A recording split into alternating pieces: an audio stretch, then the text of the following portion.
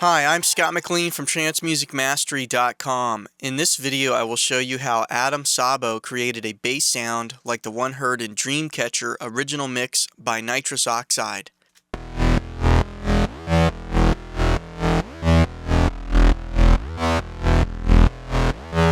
Okay, let's get started. Let me go ahead and walk through the MIDI sequence. It's basically based on E. We see here we have E2 played, and then it goes up to E3. And notice the overlap here, and that is achieving that glide effect based on the settings for the synth. And you'll see that when I walk through the steps to reproduce this. Let me go ahead and play through it one more time with the MIDI sequence.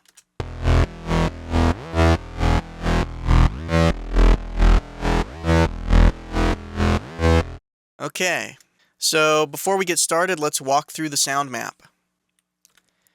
Okay, Adam says to achieve this sound, one must detune lots of saws, but only slightly to give it that techie gritty sound, and have it on a low octave. One can also add a HP filter to slightly cut off some sub-frequencies that might ruin the dynamics of the sound. After the filter, some saturation or distortion is added to make it even more dirty and to add some harmonics. Finally, sidechain the bass with the kick.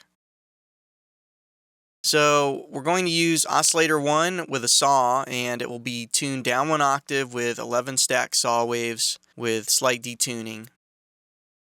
HP filter, a high pass filter to cut out some lows. Then the signal will flow through a shaper, which adds distortion and saturation.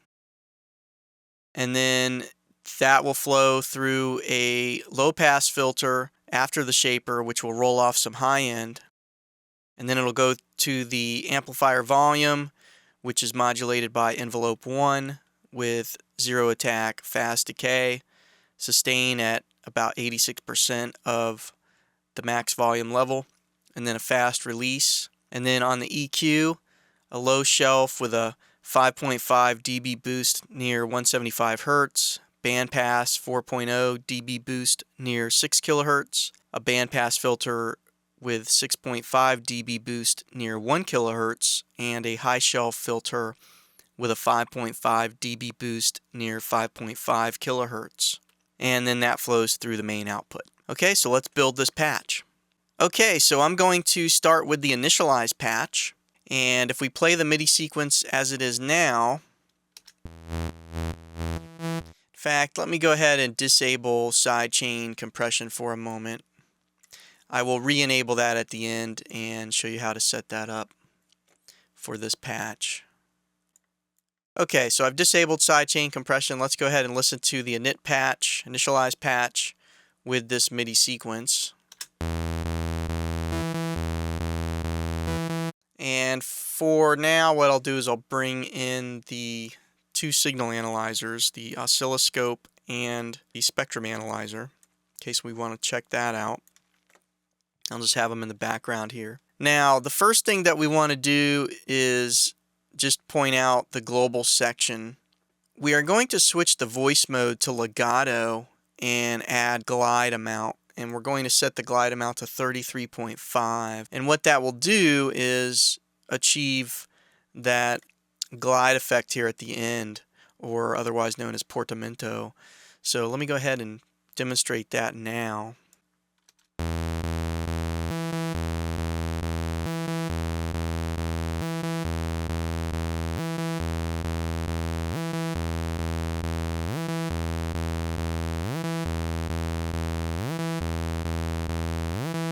Okay, so you can hear that little bit of glide amount. I'm going to exaggerate it. I'm actually going to go way up here so you can hear it even more clearly.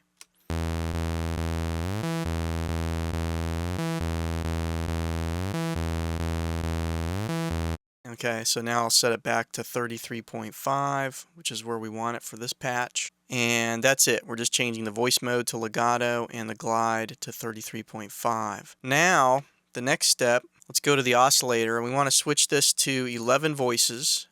We're going to tune it down 1 octave.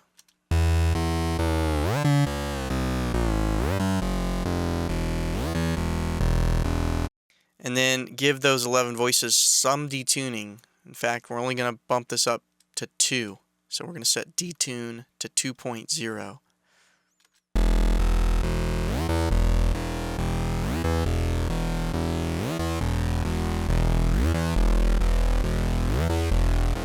See, it becomes more prominent as soon as you get to like 3. So I'm going to back it back down to 2.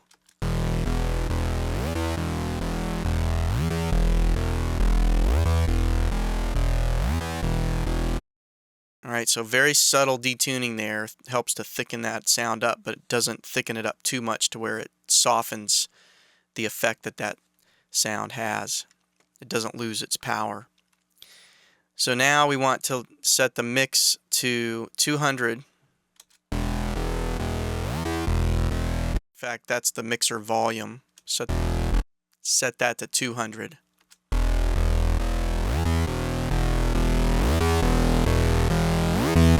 And then bring the width to 0.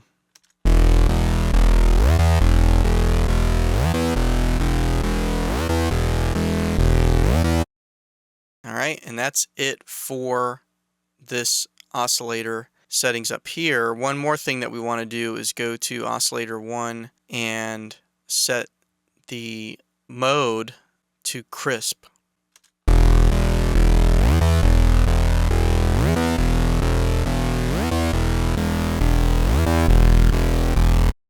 And that'll just help brighten it up slightly. Alright, now let's move to envelope 1. And here what we're going to do, we're going to leave attack at 0, but we're going to bring decay down. Sustain will come up a little bit, and we will increase the release a bit. And then we'll leave velocity where it is. So let me go ahead and do that. Or actually, we are going to set velocity to 0. So let's go ahead and do that now. So now I'm going to set the decay, bring that down to 14.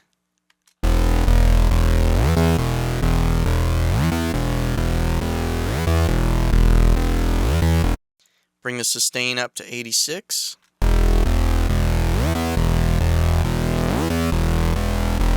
And then bring the release up to 22.5.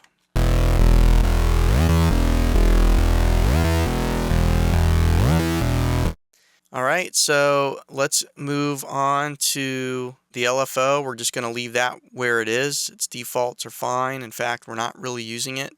It is wired to the vibrato amount here, or to modulate the detune based on the vibrato amount. The next thing to add is a filter. So let's add VCF1, and this is the high pass filter. So set the mode to HP 12 dB. So I'm going to bring the cutoff all the way down and then up to 17, which is we want it set. And then for the resonance, we will increase that to 10.5. So let me go ahead and make those changes.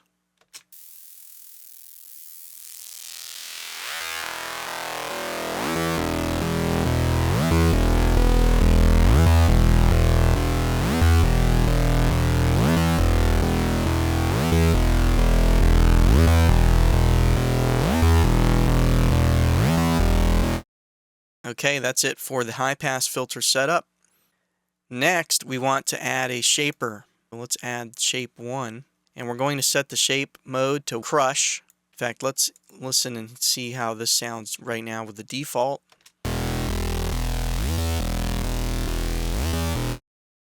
And I'll go ahead and move this over a bit. Let's go ahead and just bring this over here.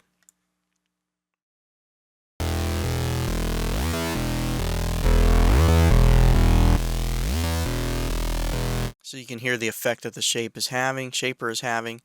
Now I'm going to set it to crush.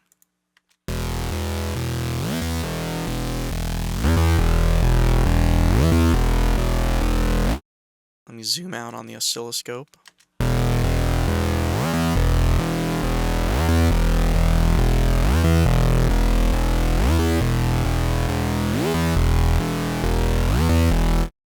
And now let's increase the depth to 78.5.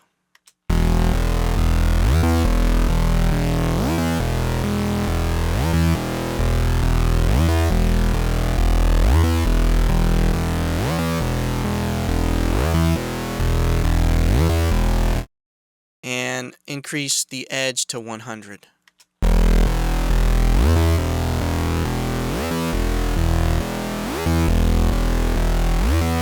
You can really hear the saturation occurring there. And that's it for the shaper. We're going to leave input, output, and high out where they are. So now let's add another filter, and this time we will use an LP vintage. So this is a low pass filter, and I'm going to bring the cutoff down a bit just to cut off some of the high end.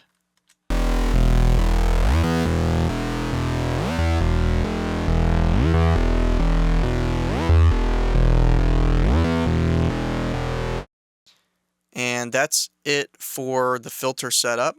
The next step is to add an EQ. Let me move this over.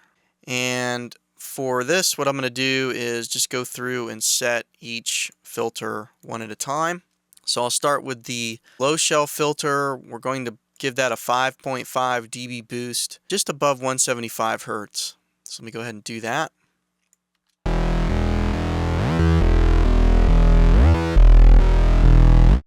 And we want to decrease the resonance, or actually increase the resonance a bit. Bring that up to 31.0. And then for filter 2, this is a bandpass filter.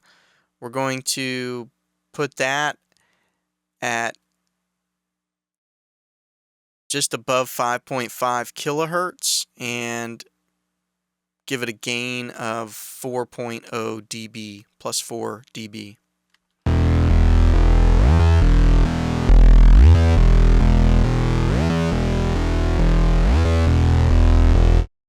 And for this one, we're going to lower the resonance, which will increase the bandwidth.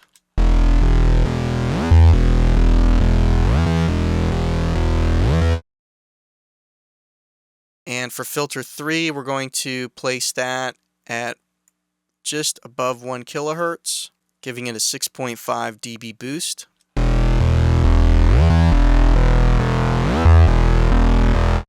And bringing resonance, or Q, to 0, which will widen the bandwidth.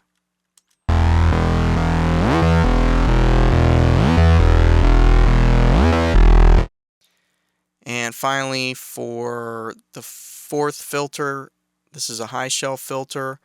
Do a plus 5.5 dB boost right at 5.5 kilohertz.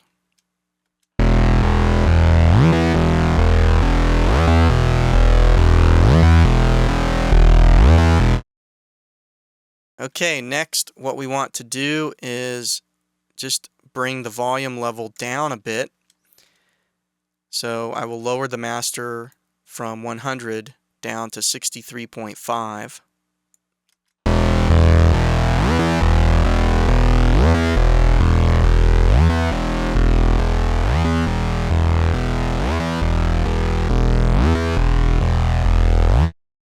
Okay, that's the basic patch setup. Now the patch is done. The next thing to do is more of a production technique. So let me move these out of the way. And that is add sidechaining. So what I have is a kick sample. This is just to trigger the sidechaining, and it happens to be VEC3 bass drums trance 02. And we go here. I've added an Ableton Live compressor and set up sidechaining with a ratio of almost 4. It's about 3.7. Thresholds around minus 30 dB. A little bit of an attack. Let me enable this. A little bit of attack, 10 milliseconds to let some of the initial note through before the compression kicks in. And then 24 millisecond release. Now, based on the compressor that you're using, these ratios, attack, release time settings, threshold, all that will be different. It changes from one compressor to the next. The basic idea is whatever compressor you are most familiar with, just use it to set up a sidechain on the bass line, and it will sound like, I'll start with the uncompressed bass, and then I'll enable the compressor.